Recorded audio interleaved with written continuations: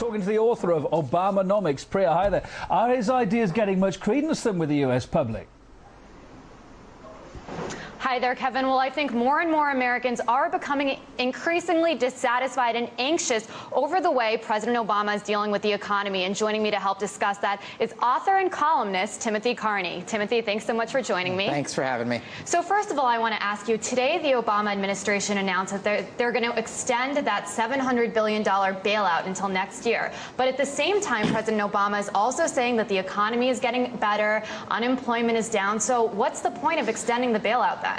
Unfortunately, sometimes it's hard to know because there's a layer of, there's sort of a veil of secrecy to some extent, just as there's always been. The clubbiness between Wall Street and the White House has continued into the Obama administration. The sort of Goldman Sachs White House revolving door of the Bush administration has continued now. So we know that the bankers are in there. We know the White House people are in there. As far as what's going on at these banks, we don't know. As far as what's going on with the bailout money, we don't know. So it's hard to tell. There's this veil of secrecy over the bailout money. And, you know, the Obama administration is also saying that, you know, if that bailout hadn't happened last year, things would be in much worse shape right now. I mean, what do you think about that? I mean, this is sort of a standard line. This is what Obama says about the stimulus. It's what he and Bush both say about the bailout. I don't think there's any evidence to support that. I mean, we saw that lending, that was a big thing, to free up lending. Lending did not turn around right away after the bailout money. There's been some improvement, but I think largely it was about saving banks. So yes, things would have been much worse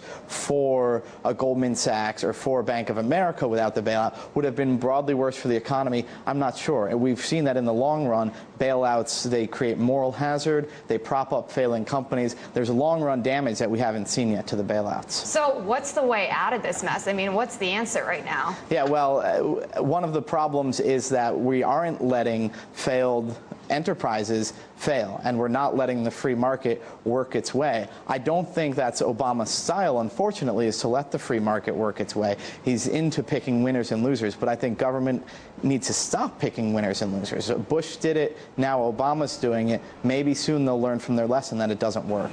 And, you know, President Obama is saying that he's cutting taxes and helping small businesses. I mean, is he doing those things, and are they working? I mean, what's he doing wrong? Well, to help small business, he's talking about more government loans to small business. But the best way to help small business is to lower the regulatory burden, lower the tax burden that falls on them, because they can't comply with the regulations in the way that the bigger companies can.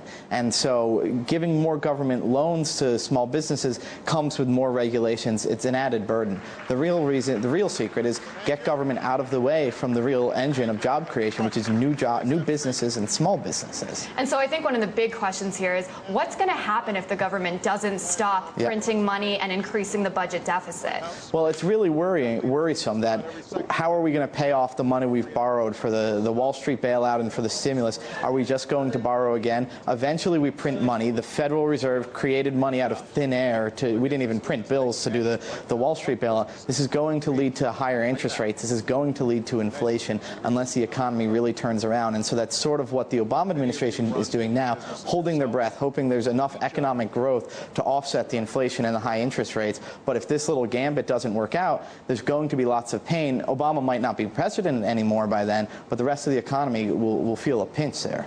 Well, Timothy, thank you so much for joining me. Kevin, that's all the time we have for now. I'll be back here in just a little while for another live update, but for now, it's back to you. Looking forward to it. And hey, before you go, Priya, just reminding our viewers, of course, that all the input we get from the Washington, D.C. studio, so much of it's always put on our YouTube page as well, so our viewers can have their say about the stories that you're covering for us. It's good stuff. Thank you.